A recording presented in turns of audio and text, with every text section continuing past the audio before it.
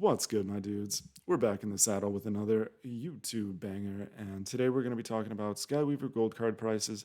It's Monday, and this is the Monday market analysis, and that's what we do. So, Flame Phoenix, the hero of the story today, he's up at $38.38. He's officially the second most valuable card right now, right after Mutici.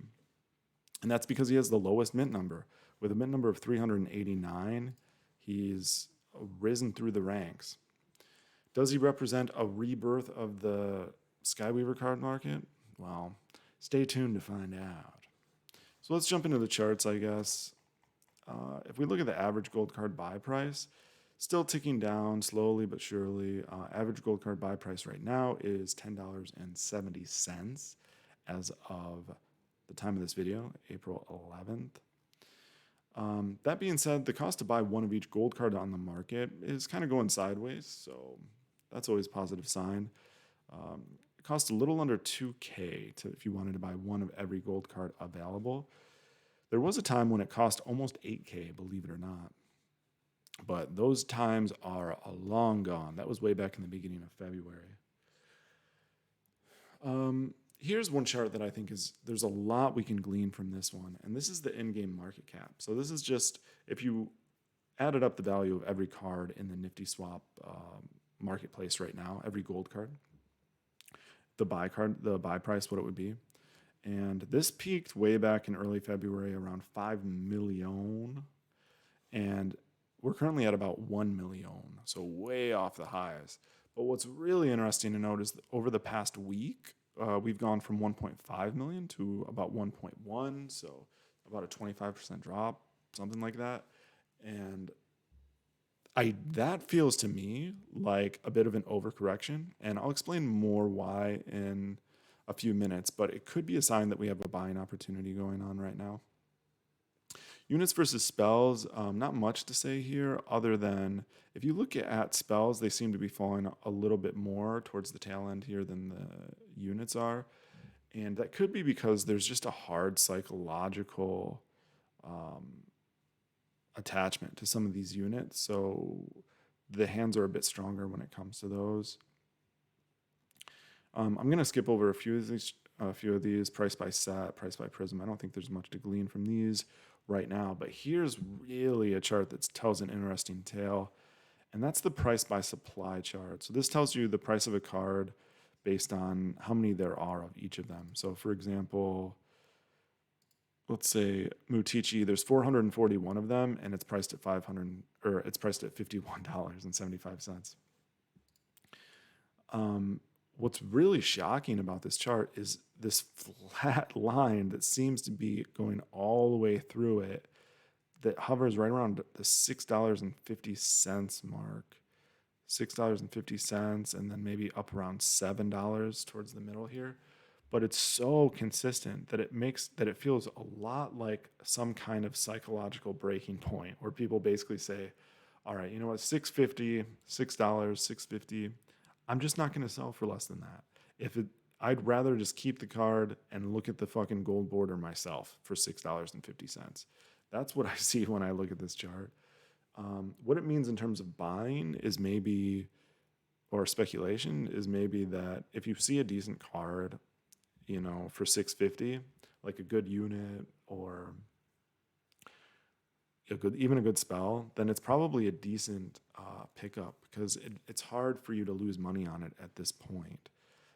Who knows? A week from now, this straight line of $6.50 could be down at $5.50, or it could be up at $7.50. It's hard to say, but if you're looking to buy something resembling a floor or the bottom of the market, $6.50 feels a lot like it when you see this chart because, mind you, this is units, this is spells, this is any mint number, and it doesn't seem to matter. It just looks like $6.50 is the breaking point for a lot of people where they just hold. So to me, that's interesting to say the least. And as a result, I did buy myself like a geode today on the market for like $6.70 because I feel like geode's a cool card.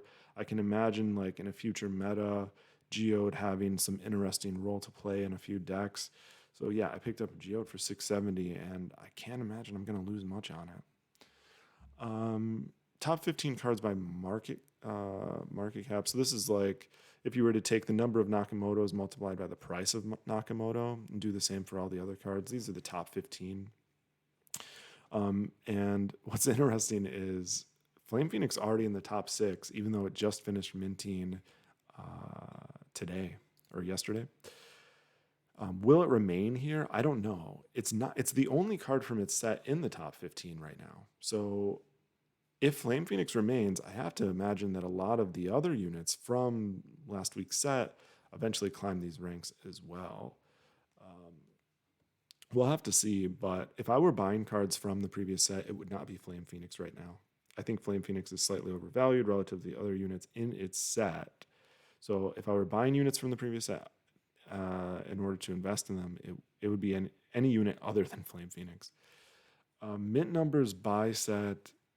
That being said, Flame Phoenix is obviously a cool card, and I do think that it will go up higher over the long run. But let's see, mint numbers by set. Yeah, so this is interesting too because we have the official numbers for last week's set, and the average was 410 per card. That's a record. We've never had anywhere near that. The closest was set 5, where the average was 481 per card.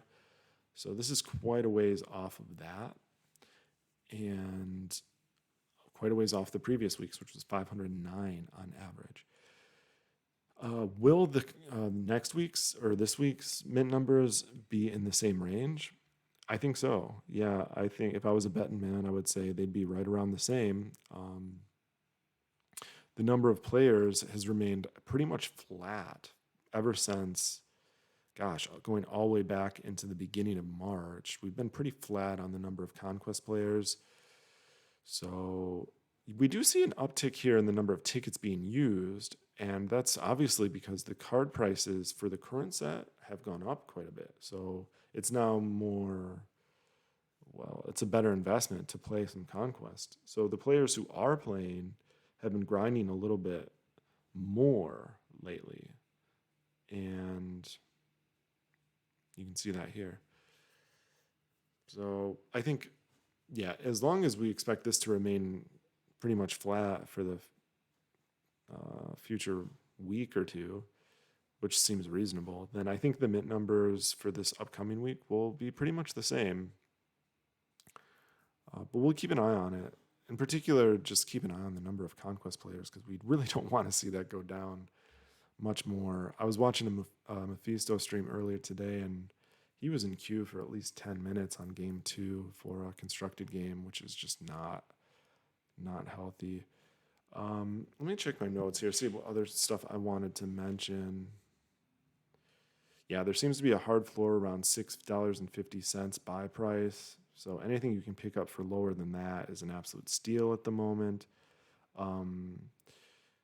The roadmap release last week was interesting. A lot of people expected that to maybe pump the prices a bit. It did not pump the prices at all, but I think it was a success. The actual roadmap stream on Twitch got well over 100 viewers, and it really did a lot to improve morale and sentiment. And there's a lot of cool shit on the horizon.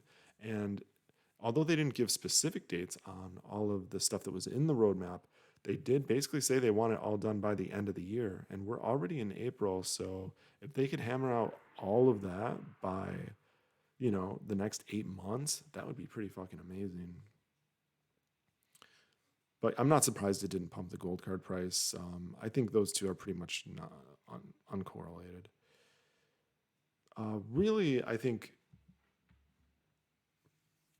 the main reason we're seeing this sell-off in the overall market cap over the past week or so is just because of how much uncertainty there is in the market. And that's because the bots fucked up the supply numbers so much.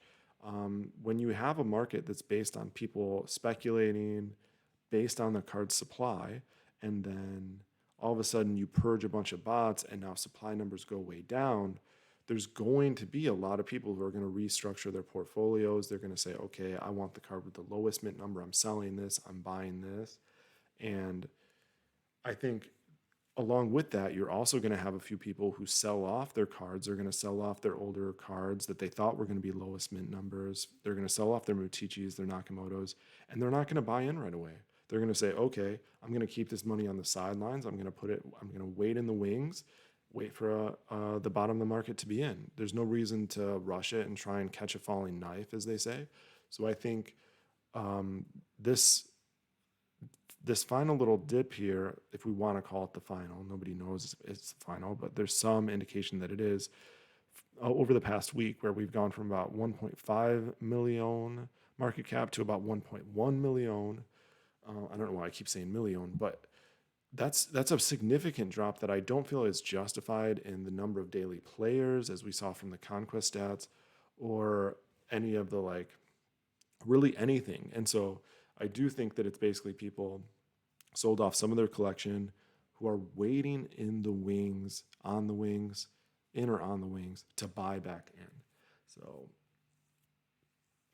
we could, I mean, once they do, if they do, then that could be a nice little rebound in the market. So is it oversold? Are these last little dips down justified? Only time will tell, but it could be a good buying opportunity, I think. Let's see, anything else in my notes here? Yeah, I just about the bot thing, right? I mean, yeah, it sucks for the prices to go down, but in the end, it might be necessary for the market to heal. With how much the bots did ultimately screw shit up, this could just be like the necessary purge that has to happen in order for the market to be healthy again and start its inevitable ascent. I think that's very possible. It's kind of like when you get sick, and you get the flu and you get a fever and you feel like shit, but the fever is what's healing you. You know what I'm saying? It's kind of like that's what's happening now. Yeah. The the mint numbers got so thrown off by the bots that now people are uncertain. Well, where is the proper mint number going to be, and where should I put my money? And so there are people waiting, and that's understandable. Okay, looking at my notes, I think that's about everything I wanted to go over. If you guys have any questions, let me know, of course, in the comments. Be happy to answer them. If you liked the video, hit the like button, hit subscribe. I try and do these at least once a week, this market analysis stuff. So, all right, guys, thanks. And oh yeah, if you want to watch me play on Twitch live, just Twitch TV/Soldierbone. I try and play, well, as often as I can. All right, thanks, guys. And until next time, peace out.